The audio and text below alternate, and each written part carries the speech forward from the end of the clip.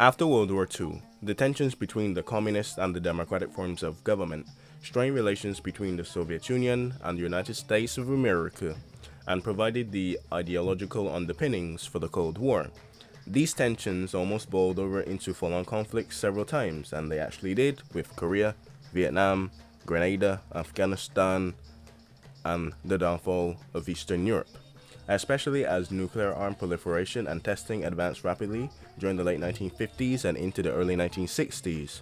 Both nations found it critical to expand both of their spheres of influence, largely by promoting leadership in the Third World, which would encompass the poor nations and decolonization. But today, we look at Africa, that would be sympathetic to their causes.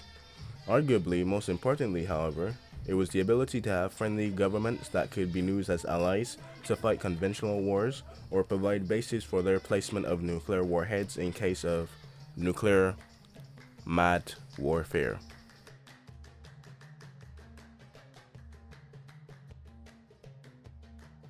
The African continent, especially the southern and central portions, and a bit of the West Africa as well, proved to be fertile grounds for these kinds of interventions.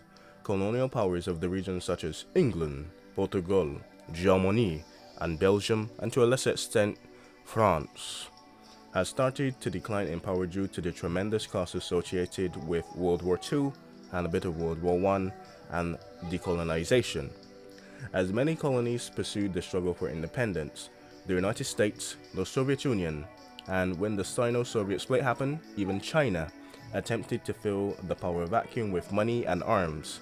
Skirmishes and full-blown wars would occur as a result, as the two superpowers engaged in proxy wars that would kill as many as Leopold II of Belgium did in his Congo Free State, and much more. The reverberations from these conflicts would further destabilize the region for years to come, leading to more wars, the cases for genocide, and severely dysfunctional economies, the scars of which can still be seen to this day.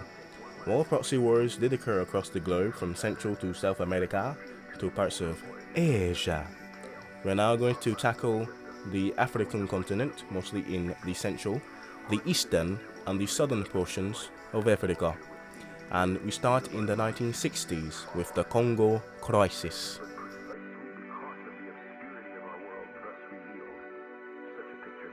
The Congo crisis was a period of social, political, and military upheaval in the newly formed Republic of the Congo Leopoldville, which is now the present-day Democratic Republic of the Congo, which was actually renamed to Zaire during the Cold War.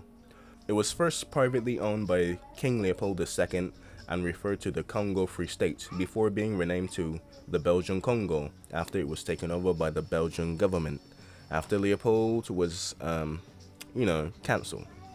Under Belgian rule, while not being as cruel as Leopold II, life for the Congolese was still miserable, with millions dying of starvation, disease, and poor working conditions and being worked to death for that sweet, sweet rubber and ivory.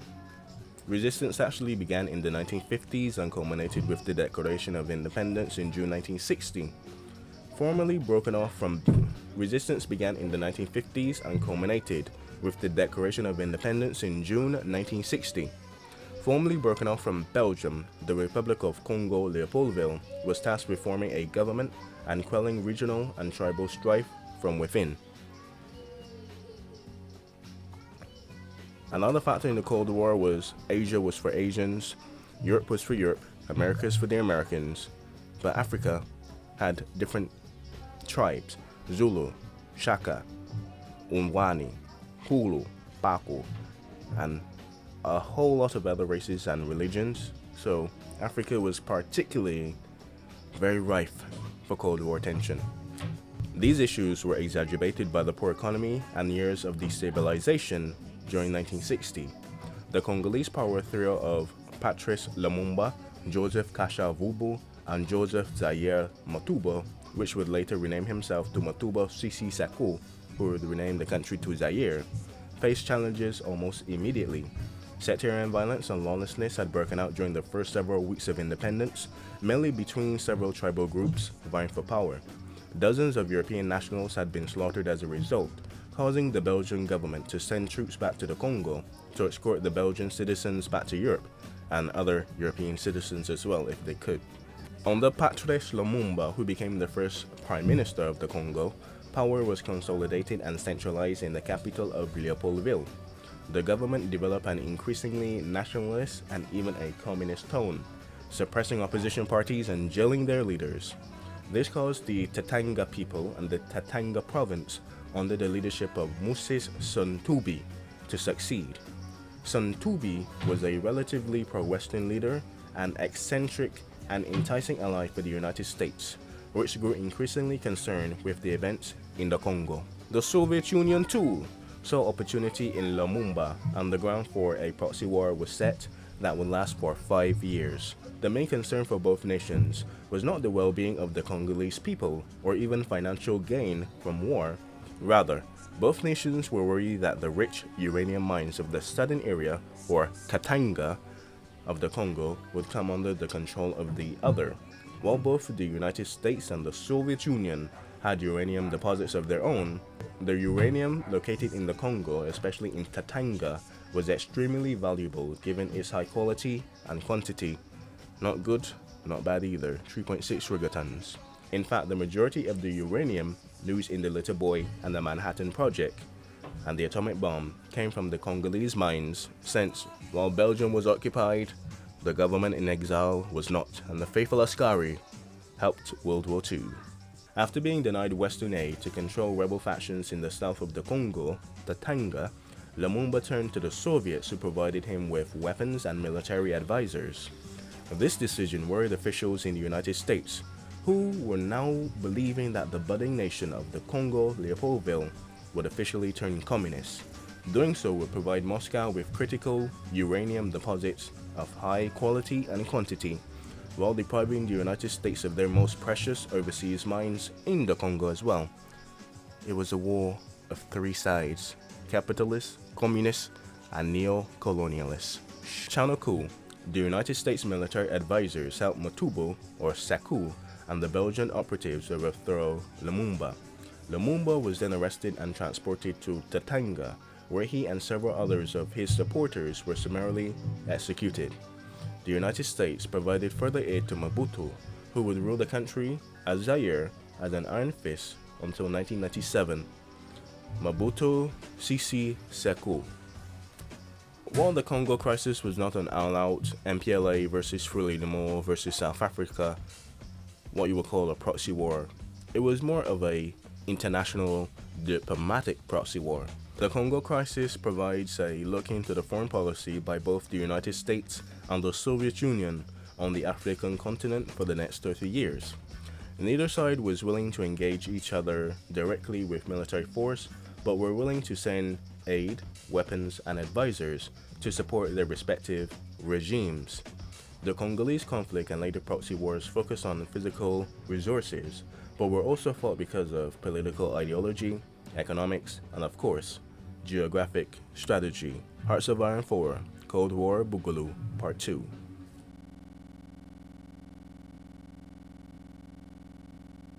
The Ogaden War from 1977 to 1978. An interesting proxy war because the Soviet Union actually supported both sides. So the Ogaden War was an 8-month-long military engagement between the Provisional Military Government of Socialist Ethiopia, or the Tigray, and the Somali Democratic Republic, supported by the Western Somali Liberation Front, or the WSLF. The conflict had its roots in territorial partitioning following the conclusion of World War II, and the independence of Somalia from Italy and Somaliland from Great Britain in 1960. The Ogaden War was important in the context of the Cold War, not because there was a direct conflict between Soviet and American-backed forces. Rather, it was the lack of American intervention on the part of the Somali regime and the public fallout from President Jimmy Jimbo Carter, hesitant to confront communist aggression in Afrika, led to the gradual decline of détente between the United States and the Soviet Union, and of course, Reaganomics. Partitioning in the Horn of Africa stranded many ethnic Somalis in the neighboring countries of Ethiopia, Kenya, Djibouti, and Eritrea. Well, it was part of Ethiopia, but now independent Eritrea. The Hayud, a very valuable grazing area for nomadic communities for centuries, was now located in the Ogaden, which was now legally a part of Ethiopia. The Ogaden was home to a majority of Somalia's population. The Somalis were initially granted autonomy under British colonial rule, but this right was rejected and revoked when the British left and Ethiopia claimed sovereignty over the region. Almost immediately, the WSLF was formed and began a campaign of guerrilla warfare against Ethiopian forces. Less than 10 years after being declared a sovereign nation, Somalia underwent a military coup which saw General Mohammed Said Badr ascend to power. After declaring himself president for life, Badr established the Supreme Revolutionary Council, a communist junta which dissolved the Supreme Court and suspended the constitution. Soviet funding to Somalia, which started in 1963, steadily increased. The goal of the Soviet aid was eventually to establish a naval base in Bir Badira. Doing so would enable the Soviets direct access to the Gulf of Aden and to the Red Sea, which in turn making sea trade with the oil-rich Arab countries to the north much easier. Ethiopia, to the west of Somalia, had been the only African nation which has never been colonized. It was occupied by fascist Italy from 1936 until 1941, yes, but Mussolini, it was not colonization. Following the end of the Somalic dynasty, which saw Emperor Haile Selassie overthrown and replaced by Marxist-Leninist Dereg Party, Ethiopia descended into a political chaos for several years. General stability returned when Mogadishu Haile Mariam took power over the Dereg in 1977.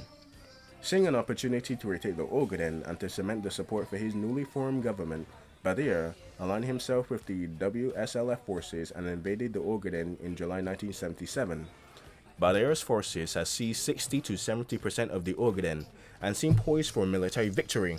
At this point, both sides were still backed by the Soviet Union and were using Soviet funds and arms to fight one another. Hey, look at him, he has a Soviet T-34. We have a T-34 as well. Let us shoot him with our SKS. Oh wait, they have the AK as well. Oh, this is trouble.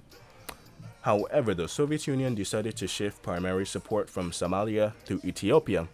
Weapons, money, and 1,500 Soviet advisors and 15,000 Cuban troops arrived in Ethiopia and the Ethiopian countryside in an attempt to stop Somalia's offensive, which it did emphatically, drastically, and dramatically for propaganda back home. Badr immediately denounced the Soviet Union and broke relations with every communist nation besides China and Nicolae Ceausescu's Romania, because who doesn't like Nicolae Ceausescu?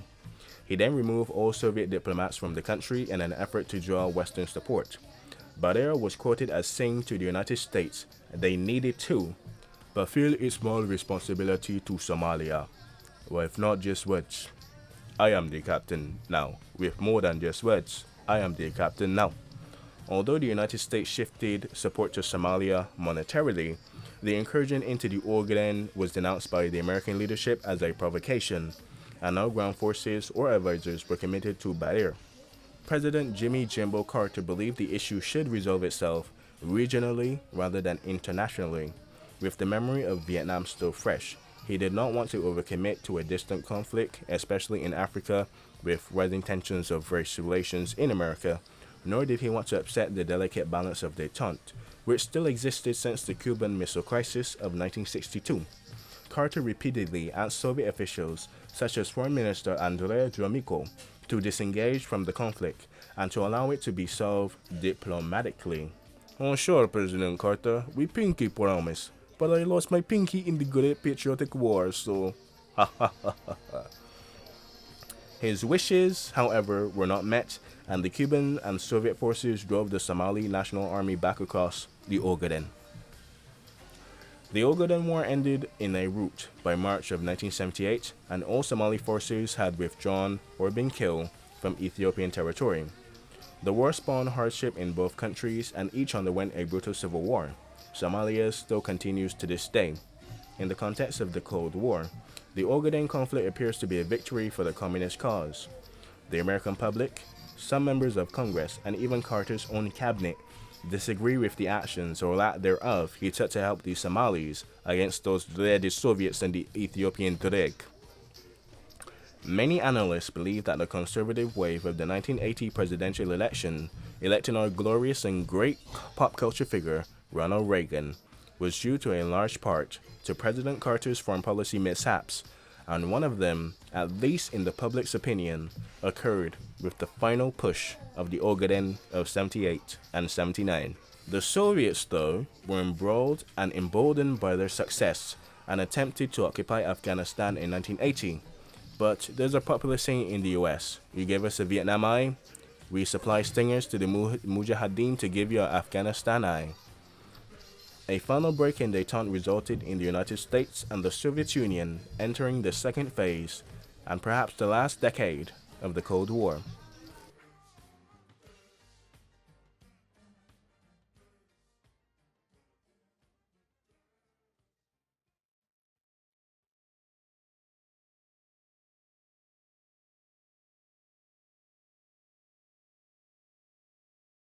The Angolan Civil War from 1975 until 2002. The Angolan Civil War was a prolonged conflict in the southwest African nation of Angola that spilled into several nearby countries, including the Democratic Republic of the Congo, which was called Zaire, and Southwest Africa, which is now Namibia. The conflict was fought along the ethnic lines and political lines of the time, but also included foreign intervention from the United States, the Soviet Union, China, Cuba, and South Africa. It is the best example of a true Cold War proxy war on the African continent, and its early years would ultimately shape the foreign policy of the Southern Africa and subsequent foreign policies and subsequent conflicts in Southern Africa. So the war began with the withdrawal of the Portuguese forces following the Angolan War of Independence after the brief Portuguese Colonial War. From 1974 until 1975, it became known as the Angolan Crisis, as the power vacuum that had been created in the newly formed country gave way to fighting between several military and political factions. Three parties existed in Angola: the Popular Movement for the Liberation of Angola, or the MPLA, which was a Marxist in nature and was supported by the Soviet Union and Cuba; the National Front for the Liberation of Angola, or the FNAL, which was backed by the United States; and the National Union for the Total Independence of Angola, or UNITA, which broke away from the FNLA and was led by China to counter Soviet assistance to the MPLA. The MPLA was led by Agostinho Neto, the FNLA was led by Holden Roberto, and UNITA was led by the most charismatic African of them all, Jonas Savimbi. So by mid-1975, the MPLA had forced the FNLA and UNITA, which soon after signed a treaty of alignment with one another, south towards the Angolan Southwest African border, which is now modern-day Namibia. So the apartheid government of South Africa, hoping to limit leftist activity in the region, approved the use of ground forces to bolster the retreating FNLA and UNITA forces, and to prevent a possible rout of these people. The apartheid government of South Africa, hoping to limit leftist activity in the region, approved the use of ground forces to bolster the retreating FNLA and UNITA forces, and to prevent a possible rout. Following a brief offensive under the newly formed coalition, the Soviet Union and Cuba doubled down on their defense of the MPLA government. The Soviets amped up their economic aid, while the Cubans had committed about 15,000 ground troops to the region. It was a number that was soon going to rise to almost 36,000 within the year's end. The United States too responded by furthering their own aid to UNITA and the FNLA forces, as well as pledging their support for South African maneuvers. The war was now being fought directly between the capitalists and the communist-leaning countries, as well as being supplied by the two superpowers of the world. The United States intervention in Angola was heavily shaped by several factors. Three factors, actually. Firstly, much like in Vietnam, American leaders such as the Secretary of State Henry Kissinger believed that a communist takeover of Angola would lead to a domino effect in the rest of Southern Africa and even the rest of Africa as a whole. This belief was augmented by the political and economic turmoil in the surrounding nations of RHODESIA, which turned into Zimbabwe, Zaire, and Southwest Africa, which has SWAPO insurgents. If Angola fell, it was feared that the Soviets, the Cubans, and to a lesser extent, the Chinese, would feel bold enough to inspire revolutions that were Pan-African and communist in nature, rather than nation-based and capitalist-oriented in nature, throughout the African continent. Secondly, Offshore to the northern half of the country lay enormous oil fields. Neither the United States nor the Soviet Union wanted such reserves to fall into the other's hands. Angolan oil could potentially benefit both nations economically and could also help cut military costs of military operations in the continent should they arise in the future. And thirdly, the CIA feared that the Soviet Union was attempting to establish a military base in Angola. Such a concern was based on historical evidence. So the Soviet Union had backed a coup in 1977, led by the former Interior Minister of Angola, Nito Alves. Alves envisioned a global integrated Angolan communist state, one heavily connected with the Soviet Union in Moscow. He tried several times, but unsuccessfully, to pension Nito, chairman of the MPLA, to build military installations for the Soviets in Angola, relatively close to the Western Hemisphere, no less. Although Alves was eventually executed by Nito following Denatista, a name given to the followers of the Alves coup, American officials knew that the Angolan War served a real threat to interests throughout all of Africa. No installations in Angola, Mr. Brezhnev. By 1976, the FNLA had collapsed as the United States switched their support to UNITA forces. Tensions between the MPLA and UNITA, and thus the Soviet Union and the United States respectively, increased throughout the mid-1980s. Between 1987 and 1988, the Angolan Civil War culminated in the Battle of Puerto Canaveral. The MPLA was supported directly by Cuban soldiers and indirectly by Soviet advisors, Soviet weapons, and Soviet money, while UNITA was directly backed by the South African Defense Force and indirectly by American money and weapons.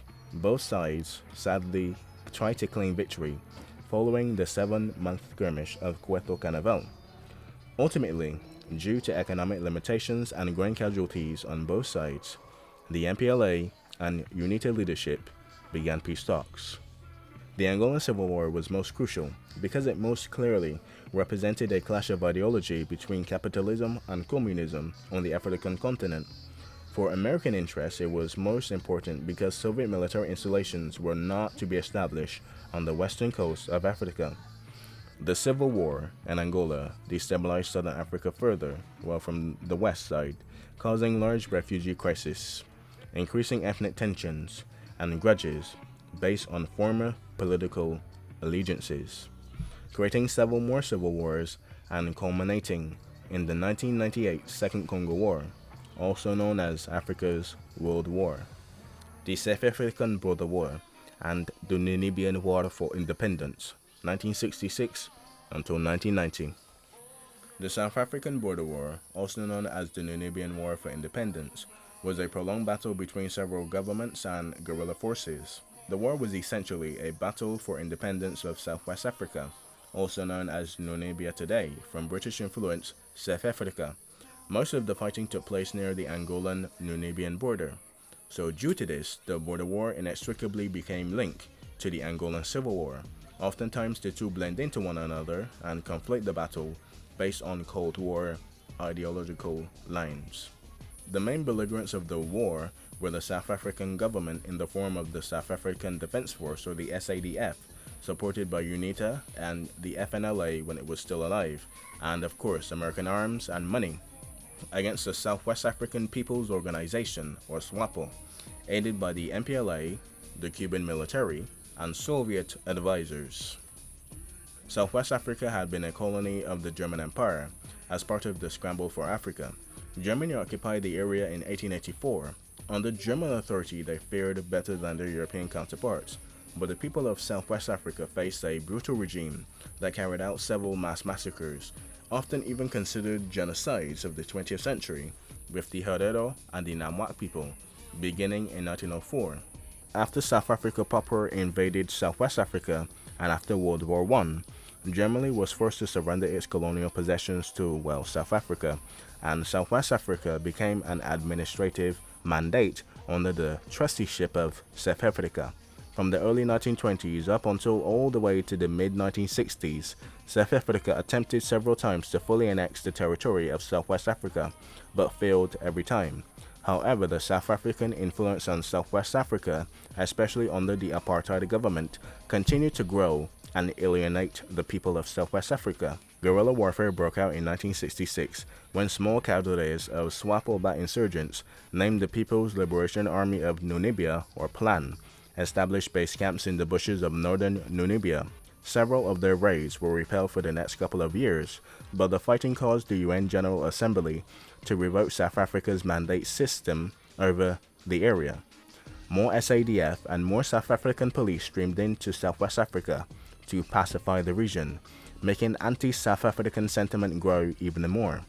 By 1970, SWAPO-backed militias had emerged throughout the majority of the country and began a rigorous guerrilla campaign centered around mine warfare, the ones that you dig, well, the ones that you plant in the ground, I should say.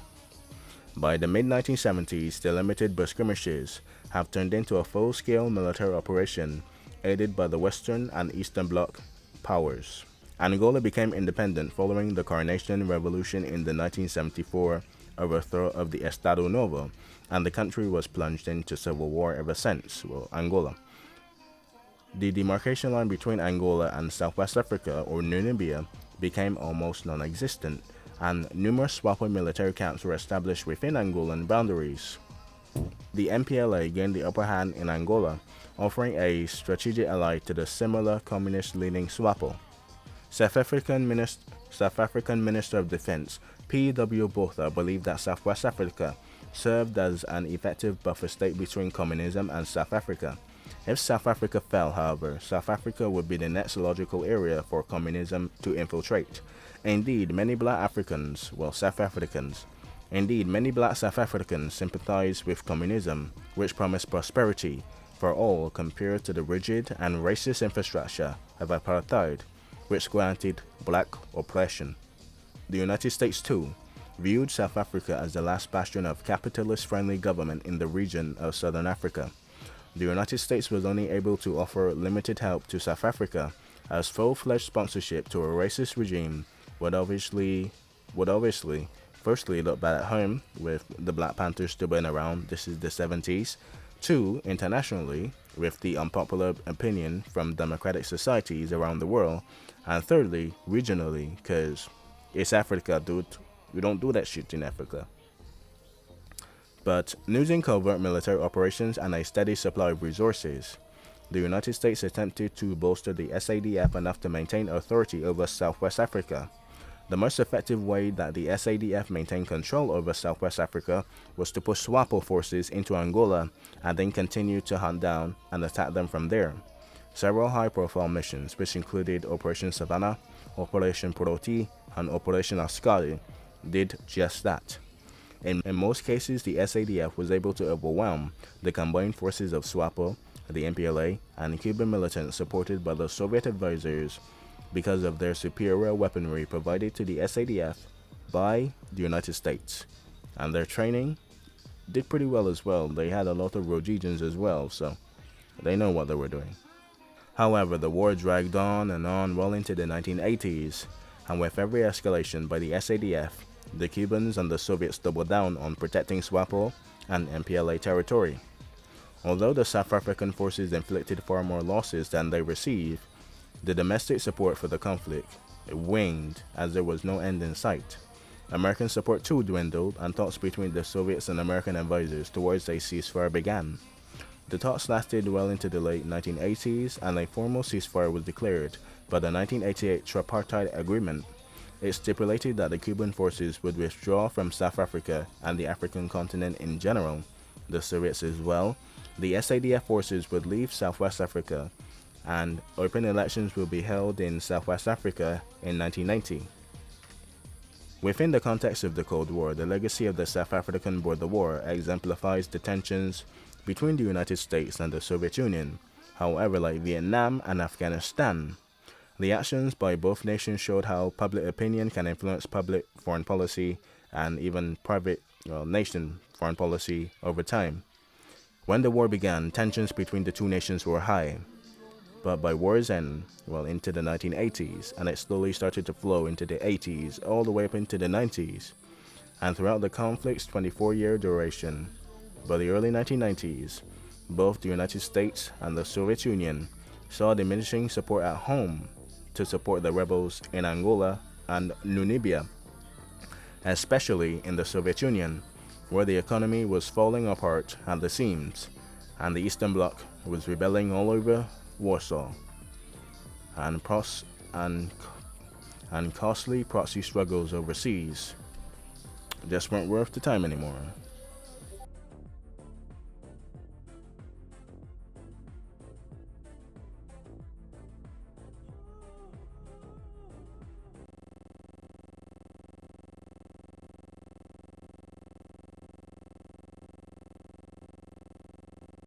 The Bush War from 1964 until 1979. The origins of the war in Rhodesia can be traced to the conquest of the region by the British South African Company in the late 19th century, and the descent of the native leaders who opposed foreign rule of these Britons. The Britons, though, began settling in southern Rhodesia from the late 1890s, and while it was never accorded full dominion status, these settlers effectively governed the country after 1923. In his famous Winds of Change speech, UK Prime Minister Harold Macmillan reveals Britain's plan and new policy to only permit independence to its African colonies under majority rule. Well, all colonies of the British Empire, Asia for Asia, blacks for Caribbean and African countries, and I guess the whites can have Canada, Australia, and New Zealand with Maori, Aboriginal, and First Nation. But many white Rhodesians were concerned that such immediate and imminent change would cause chaos, as had been the result in the former Belgian Congo after its independence in 1960. Britain's unwillingness to compromise with Rhodesia led to Rhodesia's Unilateral Declaration of Independence, or a UDI, on the 11th of November 1965. Although Rhodesia had private support from neighboring South Africa and Portugal, which still owned Mozambique, it was a colony, not a province, guys. It never gained formal diplomatic recognition from any other country, only covert.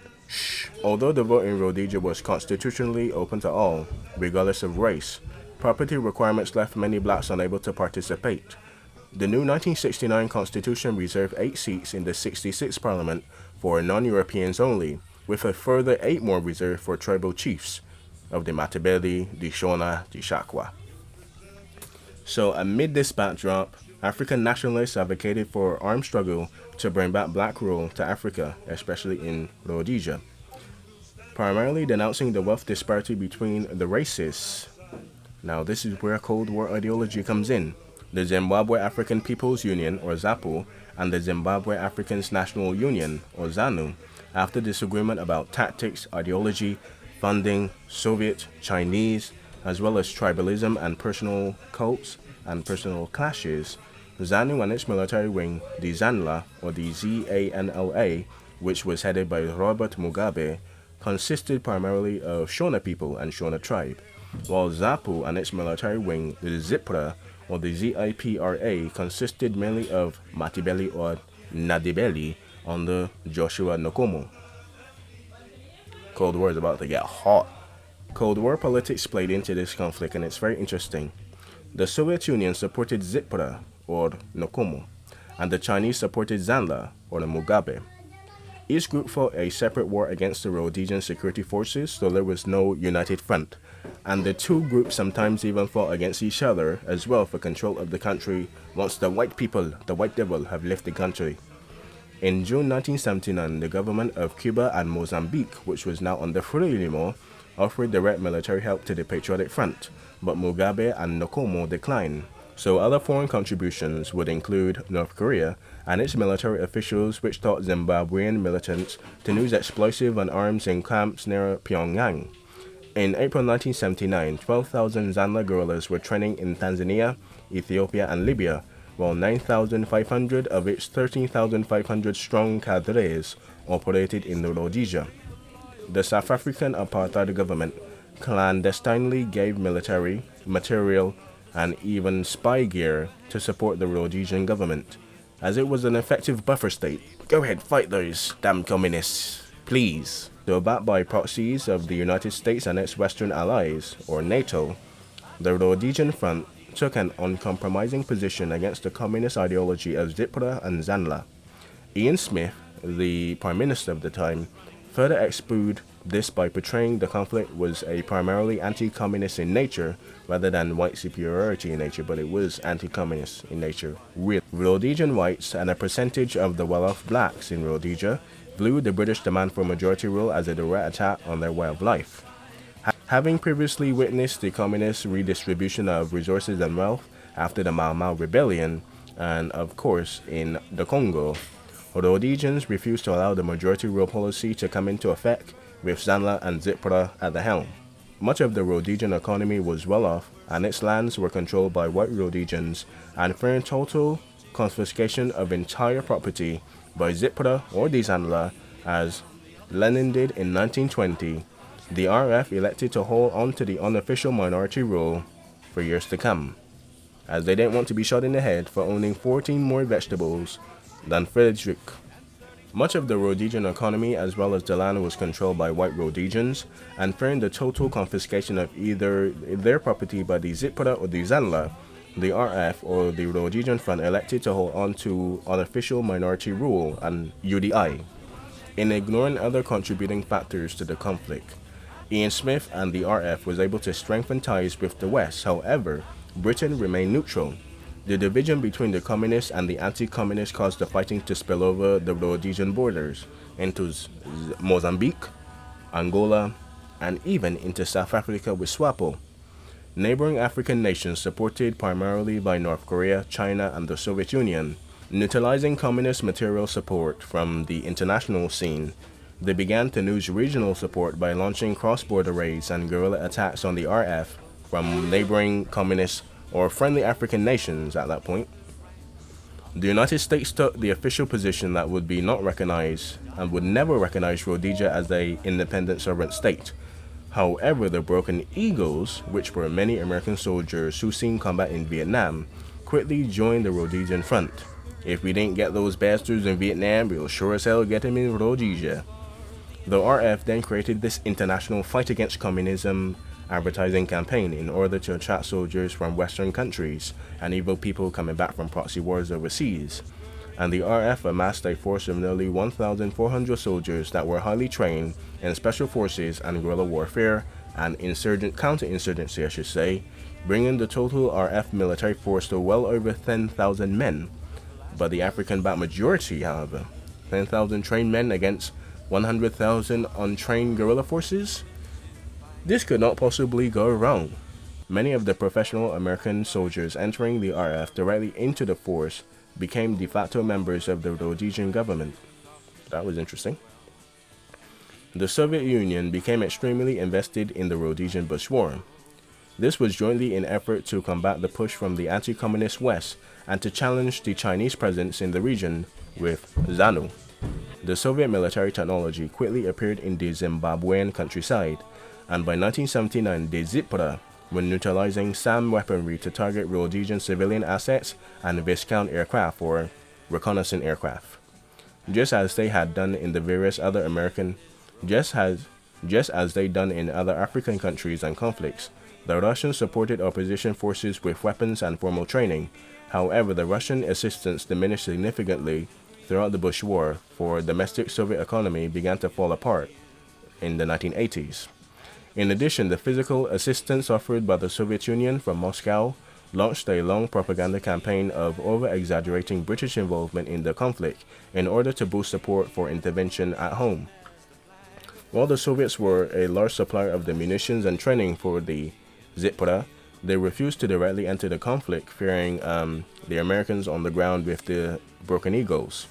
The Chinese, on the other hand, were limited to their ability to offer tangible aid to the Zanla, or Mugabe. The Chinese influence throughout the conflict was primarily focused on small-scale sabotage efforts and Western and anti-Western propaganda. As the Chinese, after doing those human wave attacks over and over again, kind of started getting bored of that shit, so they started using small sabotage efforts, especially in the Chinese Civil War. But that's a story for another day as well. Inevitably, the Bush War occurred within the context of the regional Cold War in Africa, and became embroiled in conflicts with several nearby nations as well. So such conflicts would include the Angolan Civil War to our west from 1961 to 1975, the Angolan Civil War, which continued from 1975 until 2002, the Mozambique War of Independence from 1964 until 1975, which was actually their neighbor, and then the Mozambique Civil War from 1977 until 1992, which the guerrillas would use cross-border raids to actually infiltrate into Rhodesia itself, and the South African Border War with SWAPO, and the Shaba from 1977, and the Shaba, which was basically a guerrilla insurgents in the South Congo, Katanga again on the Seseko. But that's a story for another day. But that is basically, so just like in the Congo, well, I shouldn't say so, but that is basically the Bush War. But just like in the Congo and in Southwest Africa with the border war, racial tensions, Cold War ideology, minority rule, apartheid and wealth disparity, and a select few owning a majority of the land caused the communists to really be fulfilling in their ideology of no money, no land, and people, bread, land, and food for all. So in this context of the Cold War, the white minority rule were fueling the fires of the flames for the African nationalists to actually overtake them with communism. And in the end, Ian Smith tried to compromise by using the Bishop of Zimbabwe as the first president of Zimbabwe, Rhodesia. But the communists, Britain, and the international community did not recognize it, and so were forced to give over the country to Robert Mugabe, as whites fled to South Africa mostly to help with the border war and to get out of here. Mugabe then was going good for a couple of years. He wasn't really that communist. He was actually pretty democratic. But then after a couple of years, when his term was coming to an end, he went full communist. And you don't go full communist. And while I could exaggerate it and I could tell you about it, this is a conflict with race relations, communism, capitalism, and the fear of whites losing power. But I'm being killed because communist rules say kill all the rich, wealthy farm owners. I'm pretty sure there weren't any blacks in Russia at the time or any other communist revolutions. So, and the Chinese were doing that shit en masse, especially in the Cultural Revolution. Yeah, so it wasn't just about race, it was more about the communist ideology, but doing it to the people that oppress you for a while would feel real good. Shit, they might even do it to poor white Rhodesians as well.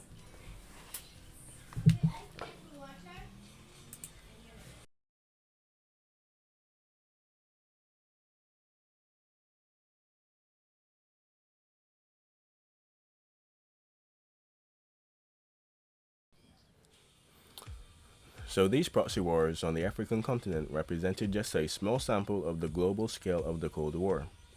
The ideological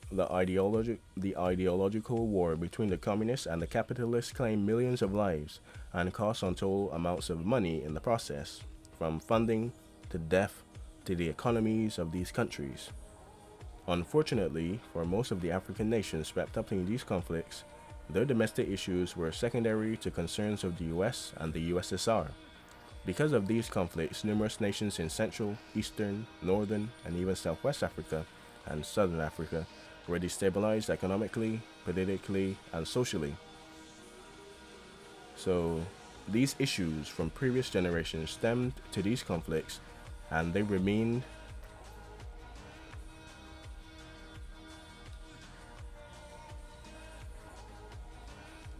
pervasive issues stemming from these conflicts remain to this day and show the painful legacy of not just the Cold War in Africa, but the Cold War in Central America with the Contras and the Sandinistas, in Asia with the Viet Cong and the Khmer Rouge, in China with Mao, in Afghanistan with the...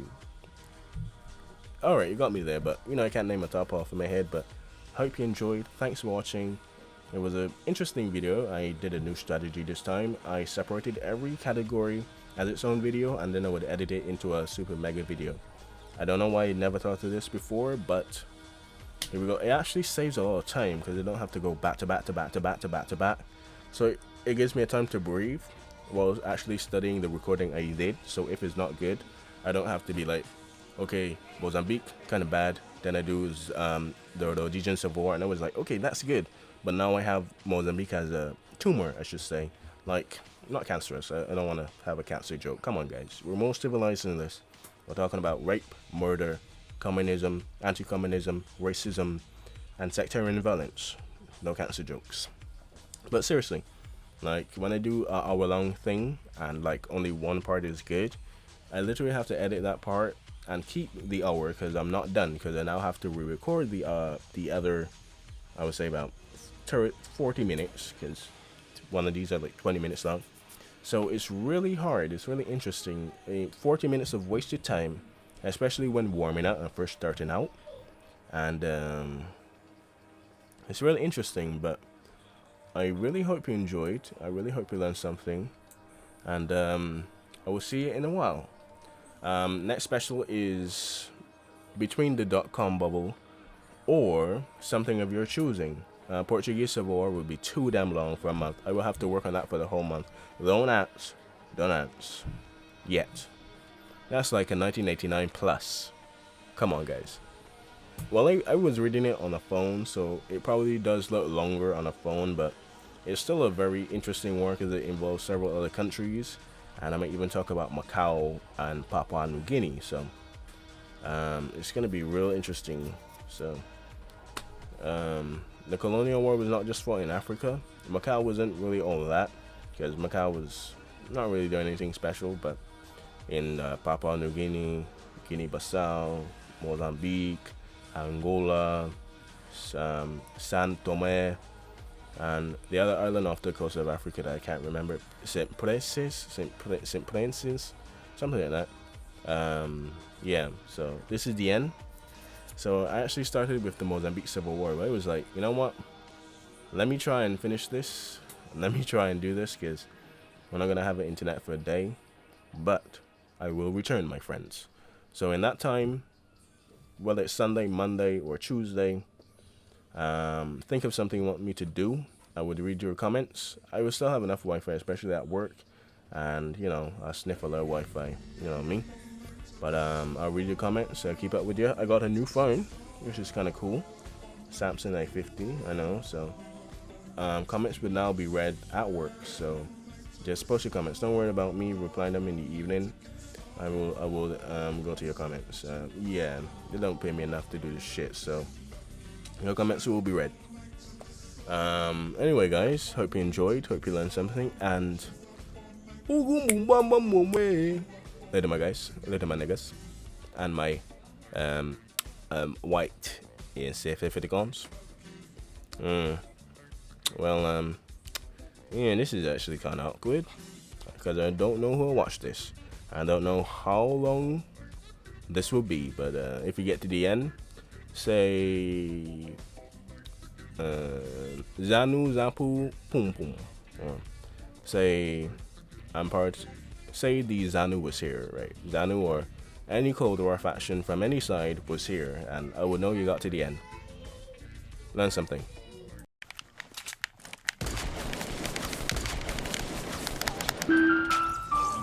16-year-old. Ooh. Yeah. They check with the 10. Yeah. Hit or miss, I guess they never miss, huh? You got a boyfriend, I bet he doesn't kiss ya. He gon' find another girl and he won't miss ya. He gon' skirt then hit the dub like Wiz Khalifa. Medical bands in the kitchen. Medical bands while the whipping. Take a nigga bitch go missing. Ooh, bitch I ball like a piston. Ooh, bitch I flash red player. Damn, all they do is steal. Ooh, Lil Pon really don't care. No, total been Lil Pon, yeah. Ooh, everybody know more next. Yeah, everybody know I flex. Ooh, I run through these checks. Ooh, I flex on my yeah. Left foot bands and trap. Left foot bands and trap. Smoking all out pack. Ooh, smoking all out pack. Ooh, yeah. Niggas empty, Moving in bricks at the bound like ooh. Ooh, diamond on wrist and look like glue. Walk in the club and I flex like ooh. Walk in the club and I flex like ooh. Make some martial law, love my shoe. Make some martial law, love my shoe. Gucci stole 100,000, that's just in a day. Always cheating, I'm a dog, think I need a cage. Savage loaded chips and dip, I'm not talking about lays. Throwback raps, call them retros, I'm not talking about days. Such a fucking hoe. When the first time they asked you want sparkling or steel, or you try to act like you was drinking sparkling water before you came out here. You're such a fucking, I'm a sick fuck. I like a quick fuck, I like my dick suck. I buy you a sick truck, I buy you some new tits. I get you that nip tuck. How you start a family, the condom slipped up. I'm a sick fuck, I'm inappropriate. I like hearing stories, I like that hoe shit. I wanna hear more shit, I like the whole shit. Send me some more shit, you trifling hoe bitch. Bitch, bitch, bitch, bitch, bitch, bitch, bitch, bitch.